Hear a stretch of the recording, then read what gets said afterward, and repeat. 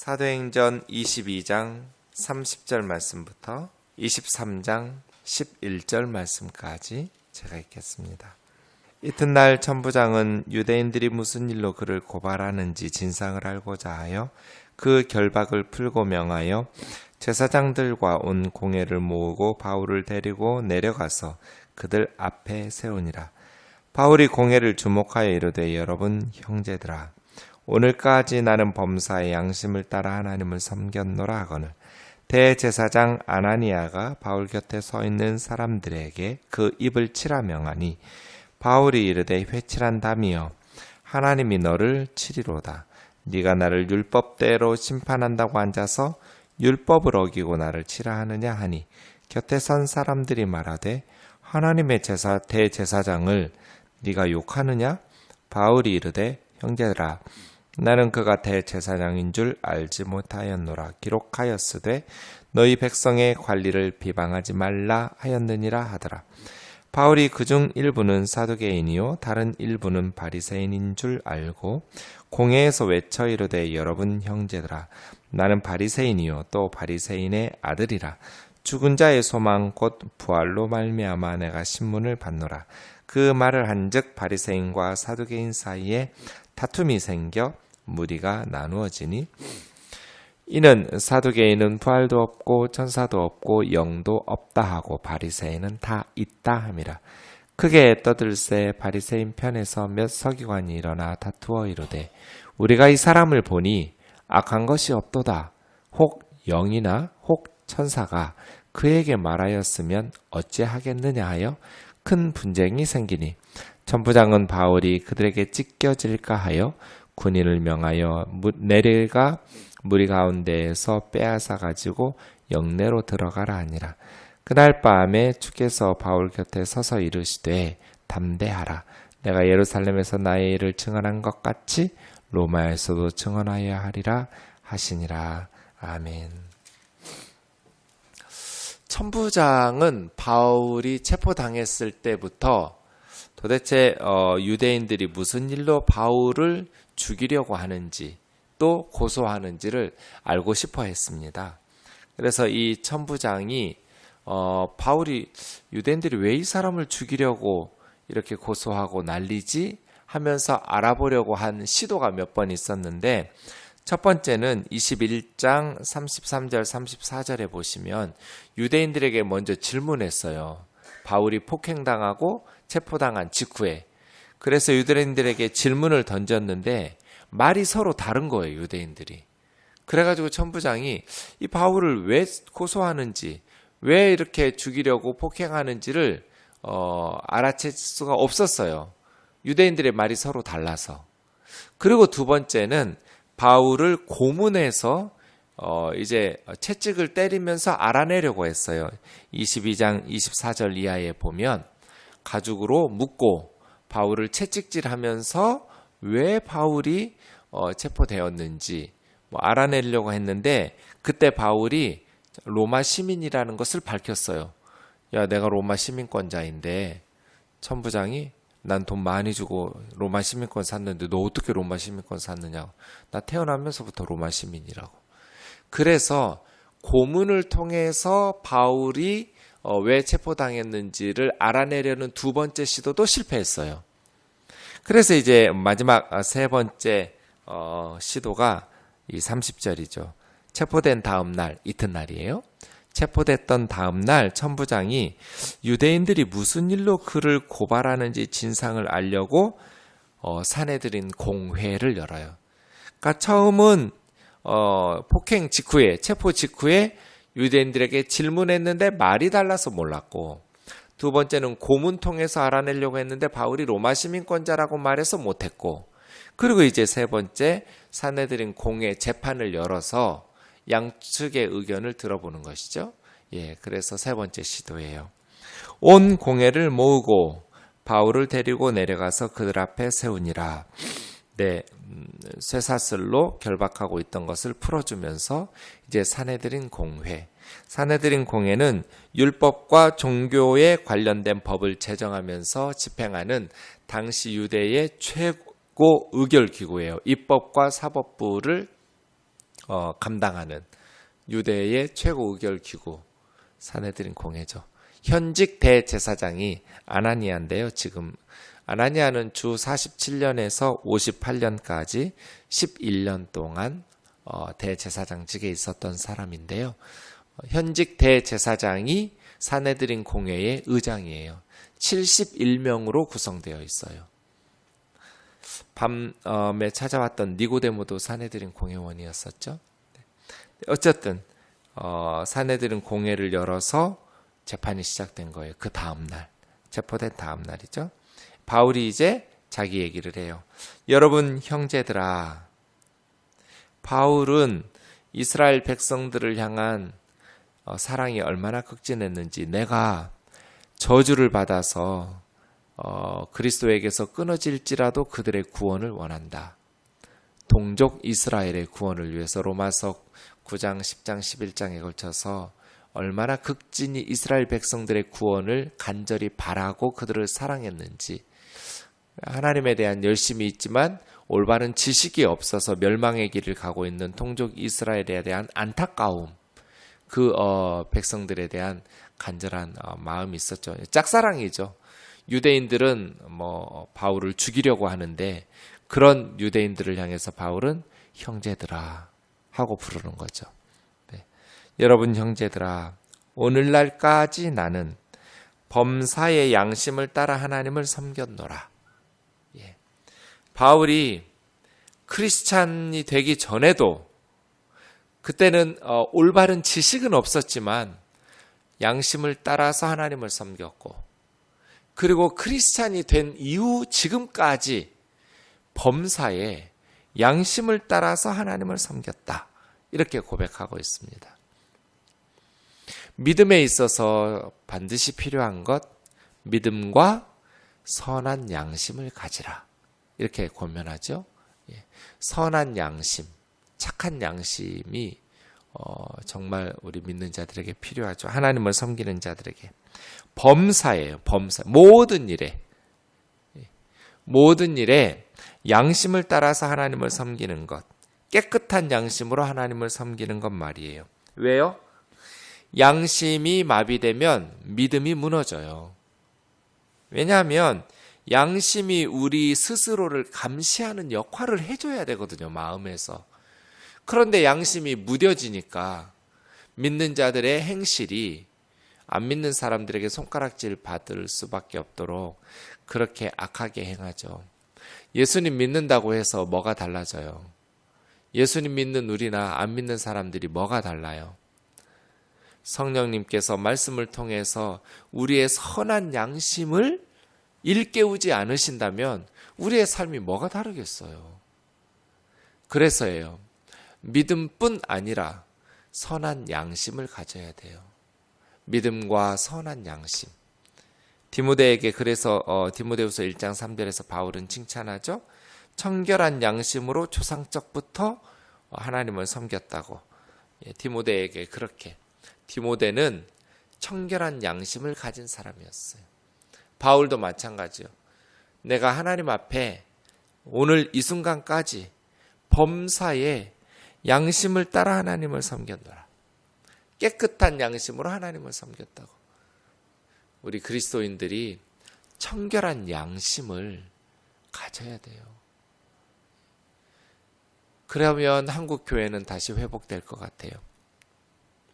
믿지 않는 자들에게 본이 될 거거든요. 깨끗한 양심 말이에요. 그것이 우리 스스로를 감시하고 우리 스스로를 견책하는 거울이 돼야겠죠. 이렇게 말하니까 대제사장 아나니아가 바울 곁에 있는 사람에게 그 입을 치라. 왜 바울의 입을 치라고 그래요? 그리스도인이 양심을 따라서 하나님을 섬겼다 하니까 대제사장은 그것을 지금 인정하지 못해서 죽이려고 하는 거잖아요. 양심이 마비된 그리스도인이 양심을 따라서 하나님을 섬겼다고? 하나님을 섬기는 유대인들을 회방하고 하나님을 섬기는 성전을 회방하면서 양심을 따라 하나님을 섬겼다니까 그 입 치라는 거예요. 바울의 입을 치라. 이 대제사장 아나니아라는 사람은 역사의 기록에 보면, 요세푸스의 기록에 보면 아주 악한 사람이었어요. 그래서 심지어 제사장들 몫인 11조까지 폭력을 동원해서 강탈한 사람, 많은 돈을 축제한 사람이에요. 평판이 매우 좋지 않았어요. 탐욕이 많으니까. 그래서요, 주 66년부터 유대가 로마와의 전쟁을 시작할 때 열심당에 의해서 살해된 사람이에요. 열심당, 젤롯당에 의해서 살해된 사람, 대제사장 아나니아. 자기 자신이 그렇게 탐욕스러워서 다른 제사장들이 가져야 될 11조까지 빼앗아서 엄청난 부를 축적한 인간이, 그 양심에 화인 맞은 인간이 바울이 범사의 양심에 따라서 하나님을 섬겼다고 말하니까 입을 치라고 말하는 거예요. 그래서 바울이 회칠한 담이여, 하나님이 너를 치리로다. 속에서는 썩어 악취가 나지만 겉으로는 페인트 칠해서 깨끗하고 거룩하고 경건한 척하는 위선자여. 이게 회칠한 담이죠. 위선자여, 하나님께서 너를 치실 것이다. 네가 나를 율법대로 심판한다고 앉아서 율법을 어기고 나를 치라 하느냐. 율법에 따라서 재판하지도 않으면서 그냥 무조건 폭력을 행사하느냐는 거예요. 율법 위반이에요.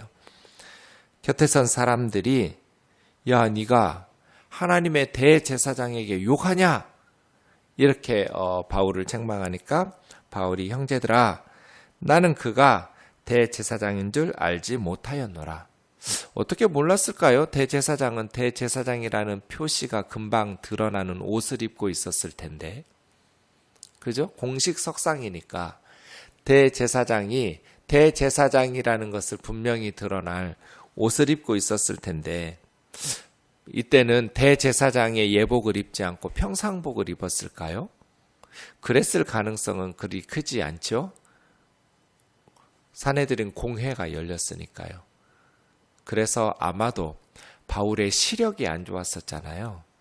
편지를 쓸 수 없을 만큼 눈이 좋지 않아서 제대로 이렇게 보지 않은 것 같아요. 네, 바울의 시력 문제가 아닐까. 어쨌든 바울은 그 사람이 대제사장인 줄을 몰랐어요. 바울의 입을 치라고 말했던 아나니아가. 그래서 말해요. 형제들아, 나는 그가 대제사장인 줄 알지 못했다. 너희 백성의 권리를 비방하지 말라고 하셨으니 대제사장이라면 그렇게 비방하면 안 되지 라고 물러서는 거예요. 출애굽기 22장 28절, 너는 재판장을 모독하지 말며 백성의 지도자를 저주하지 말지니라. 이렇게 출애굽기에 하나님께서 말씀하신 것을 바울이 언급하는 거죠. 너희 백성의 관리를 비방하지 말라, 백성의 지도자를 모독하고 저주하지 말라고 말씀하셨으니 내가 대제사장한테 알고 한 것은 아니다. 대제사장인 줄을 몰랐다. 이렇게 말하는 것이죠. 여러분, 민주주의 사회에서 개인의 자유를 존중해야죠. 그러나 하나님의 말씀의 법이 더 우회에 있어요. 백성의 관리들을 비방하고 모독하고 그리스도인들은 입술을 주의해야 돼요. 크리스찬이라고 말하면서 함부로 말하고 떠들 수는 없잖아요. 그래서예요. 제가 늘 말씀드리지만 선거 과정에서는 각 후보를 지지하는 지지자가 교회 안에 다 다르죠. 예.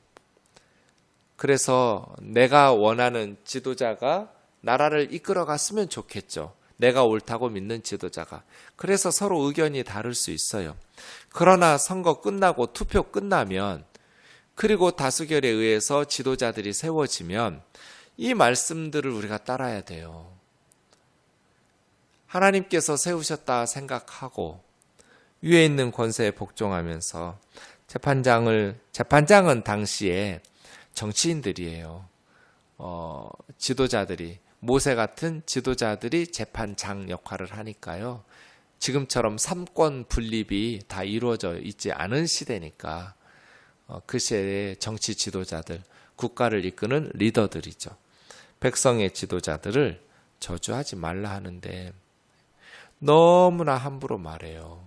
대통령을 향해서도 국가 위정자들을 향해서도 우리나라 같이 하나님께서 세우신 권세자들에 대해서 함부로 말하고 함부로 행동하는, 거리에서 경찰들에게 발질질하고 욕하고 음주 측정하고 하는데 그냥 무시하고 만취한 운전자들이 경찰들 들이받고 도망가고 달아나고, 경찰서에서 술 취한 사람들이 그렇게 행패를 부리고 뭐 이런 모습들은 상상할 수 없는 일이에요. 그래서요, 사랑하는 형제 자매 여러분, 그리스도인들이 입술을 주의해야 되는데 하나님께서 뭐라고 말씀하셨어요? 바울도 보세요. 하나님의 말씀 앞에 딱 굴복하잖아요. 하나님께서 말씀하실 때 내가 찍었든지 안 찍었든지 그건 선거 과정에서 논할 일이고요. 선거가 끝나면 그리스도인들은 입술을 조심해야 돼요. 그리고 하나님께서 세우신 지도자들이 성공할 수 있도록 기도해 줘야 돼요. 저도 그동안 제가 지지 않았던 많은 대통령들이 있었어요. 하지만 대통령으로 당선된 직후에는 날마다 기도했어요. 내가 지지했든 안 했든 우리나라의 대통령이 잘 되고 우리나라의 국정을 책임진 지도자들이 나라를 잘 이끌어야 우리나라가 잘 될 거잖아요. 우리가 정치하는 사람들도 아닌데 뭐하러 흑백 논리에 빠져가지고 내가 지지하는 정당이나 그런 사람들을 위해서만 우리가 이용당할 필요가 없지요. 모든 국민들은 위에 있는 권세에 복종하면서 인터넷 보면 정말 너무 함부로 하고요. 말들이 너무 악하고 독해요. 주의해야 될 필요가 있어요. 이것이 이제 대제사장 아나니아와 바울이 어떤 관계를 맺으면서 하는지. 그 다음 6절 보니까 사내들인 공회가 바리새파와 사두개파로 이루어져 있거든요. 평소에 이 둘이 앙숙이에요. 그런데 사두개인은 제사장들 그룹이에요. 공권력을 가지고 있는 권력, 종교 권력이죠. 바리새파 사람들은 시민 사회의 제사장은 아니에요. 그런 사람들이에요. 랍비들. 네. 그래서 바울이 말하는 거예요. 나는 바리새파 출신이라고. 나 바리새인이라고. 아무나 바리새인이 못 돼요. 예수님 시대 한 5,000명쯤 전후로 추측해요. 바리새인 되고 싶다고 될 수도 있는 것도 아니에요. 보통 한 몇 개월, 길면 1, 2년씩 검증 기간을 거쳐서 통과해야 바리새인이 받아줘요. 바리새인이 된다는 건 엄청난 힘든 일이에요. 근데 바울은 바리새파 출신이었어요. 그만큼 율법에 대해서 철두철미한 사람이었다고 인정받았던 사람이죠. 바리새인의 아들, 아들이라는 말은 아버지가 바리새인이다 이런 의미도 있지만 사실은 스승의 아들도 아들이라고 말하니까요. 네, 내가 바리새인의 가말리엘이 엄청난 랍비거든요. 당시 최고의 랍비예요. 그러한 가말리엘의 문화에서 교육받은 사람이니까 바리새인의 아들, 바리새인의 제자라고. 죽은 자의 소망, 곧 부활로 말미암아 내가 신문을 받는다. 사실은 부활은 죽은 자의 소망일 뿐 아니라 살아있는 우리들의 소망이기도 하지요. 우리의 소망이 뭐예요? 부활이에요. 부활이 없으면 뭐하러 새벽부터 나와서 기도하고 뭐하러 그렇게 열심히 예수 믿어요? 죽으면 끝인데. 그렇잖아요? 좀 더 나쁘게 살든지 좀 더 착하게 살든지 뭐 그렇게 대단한 일이겠어요. 그냥 각자 옳은 대로 양심껏 살면 되지. 그러나 죽음이 끝이 아니에요. 죽은 자의 소망, 부활을 믿기 때문에. 그래서요. 부활의 소망을 공유한다는 점에 있어서 바리새파예요. 바리새인들의 마음이 드는 거죠. 그렇게 말하니까 사두개인하고 바리새인하고 다툼이 생겼어요. 사내들인 공회가 서로 나눠서 다투고 있는 거예요. 왜냐? 사두개인들은 부활도 없고 천사도 없고 영혼도 없다.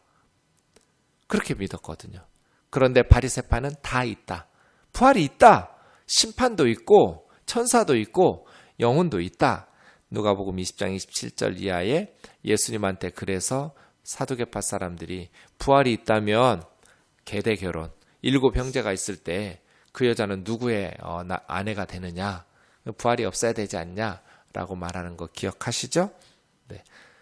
사두개파가 부활이 없고 심판이 없고 영이 없고 천사도 없고 하기 때문에 타락하는 거예요. 아나니아처럼. 죽으면 끝이니까. 이 세상이 전부고. 그러니까 부패하고 타락하게 되는 것이죠. 그래서 둘 사이에 적지 않은 논쟁이 벌어졌네요. 바울 재판하다가.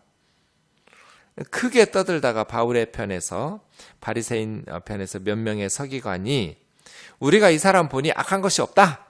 바울에게 이렇게 말하는 거예요. 네, 바리새파라고 하니까, 자기들 파라고 하니까. 그래서 어제도 말씀드렸지만 진영 논리에 빠진 거예요. 우리 진영 사람이야? 평소에 사두개파와 바리새파가 으르렁거리면서 앙숙이었는데 바리새파라니까. 부활 때문에 이렇게 폭행당하고 곤경에 처해 있다 하니까. 네. 만약에 영이나 천사가, 사두개파는 안 믿는 영이나 천사가 그에게 말했으면 어찌하겠느냐? 바울이 진짜면 어떡할래? 라고 바리새인들, 서기관들이 말하는 거예요. 그래서 큰 분쟁이 생겼어요. 그래서 천부장은 질서 유지를 해야 하잖아요. 바울이 그들에게서 아주 찢겨질 것 같아서 군인들에게 명하여 무리 가운데에서 빼앗아 영내로 다시 들어가라. 재판이 제대로 안 되는 거예요. 사내들인 공회가. 그래서 이 천부장은 또 실패했어요. 바울을 왜 체포했는지. 11절이요. 그날 밤에, 재판하던 날 밤에 주님께서 바울 곁에 서서 담대하라. 내가 예루살렘에서 나의 일을 증언한 것 같이 로마에서도 증언하여야 하리라. 이틀 동안 폭행을 당하고 소란하고 아주 시달렸잖아요. 그런데 주님께서 바울 곁에 찾아오셔서 곁에 서셔서 말씀해 주셨어요. 우리에게도 이렇게 말씀해 주시면 좋겠어요. 예루살렘에서 나를 증언한 것처럼 로마에서도 증언할 거다. 앞으로 3번의 재판이 더 있고요. 가이사랴 감옥에서 2년 동안 체포당해서 감옥에 투옥된 채 기다려야 되고요. 재판을. 그리고 로마로 가는 여행 중에 배가 파선해서 오랫동안 죽을 뻔한 위험을 수없이 견뎌냈지만 그 모든 상황에도 견뎌낼 수 있었던 바울을 붙잡아준 말씀, 바로 11절 말씀이에요. 로마에서도 나를 증언해야 할 것이다. 이 주님의 말씀 때문에 바울은 재판이 지연되든지 아니면 어떤 재판이 있어서 바울을 죽이려고 하든지, 이제 내일 본문도 보겠지만 40명의 자객이 바울 죽기 전에는 먹지도 않고 마시지도 않겠다고 결사대를 동원해요. 바울 죽기 전에는 우리 입에 음식을 집어넣지 않겠다 하면서 바울을 죽이려고 수없이 시도했어요. 로마로 가다가 배가 파선해서 다 빠져 죽게 생기기도 하고요. 불뱀에 몰려서, 독사에 물려서 바울 죽었다 이렇게 말하기도 하고요. 그런데 안 죽어요. 왜요? 로마에 가야 돼요. 바울은 이 주님의 예언의 말씀이 있었기 때문이에요. 그래서요, 3번의 재판과 2년간의 투옥과 로마로 여행하는 동안에 수많은 위험한 일들을 겪었지만 바울을 붙잡아준 말씀이 있었어요. 예루살렘에서 나를 증언한 것처럼 로마에서도 나를 증언해야 하리라. 이 말씀 말이에요.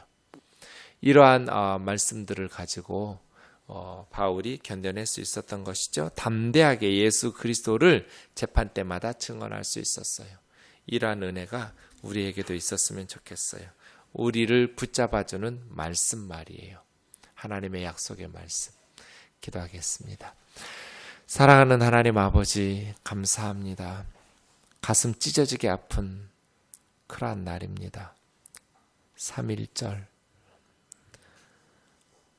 나라 빼앗겼던 우리 조상들이 비폭력 저항운동을 일으키면서 만세를 불렀던 날입니다.